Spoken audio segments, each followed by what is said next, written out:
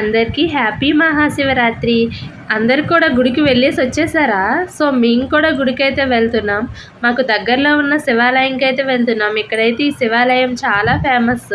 అస్సలు ఈరోజైతే ఖాళీ లేదు చూసారా? అసలు లైన్లు అయితే ఒక 6, 7 ఉన్నాయి.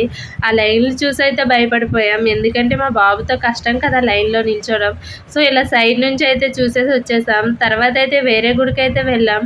అక్కడ కూడా చాలామందే ఉన్నారు. కానీ ఫస్ట్ గుడితో పోలిస్తే ఇక్కడైతే కొంచెం తక్కువగానే ఉన్నారు. మేము వెళ్ళగానే అయితే పూజకి అందరు కూర్చుని పోతున్నారు. సో మేము కూడా అక్కడైతే కూర్చున్నాం. పూజ అయితే చాలా బాగా జరిగింది.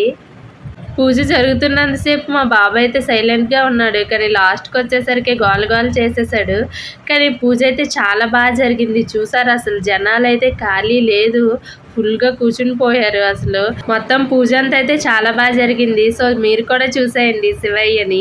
ఇంకేముంది, పూజ అంతా అయిపోయాక ప్రసాదాలు తీసుకొని అందరు కూడా ఒక దగ్గర కూర్చున్నారు. సో మేము కూడా కూర్చున్నాము.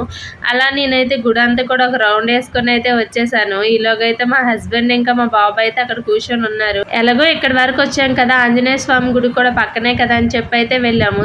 మేమైతే మార్నింగ్ 10కి వచ్చాము. కానీ రిటర్న్ వెళ్ళేసరికి అయితే 12 అయిపోయింది. సో బ్రేక్ఫాస్ట్ ఇంకా లంచ్ కలిపి అయితే చేసేసాము. దోశలు అయితే చేసేసాను. వీడియో అయితే మీకు నచ్చిందనే అనుకుంటున్నాను. నచ్చితే సబ్స్క్రైబ్ అబ్బా.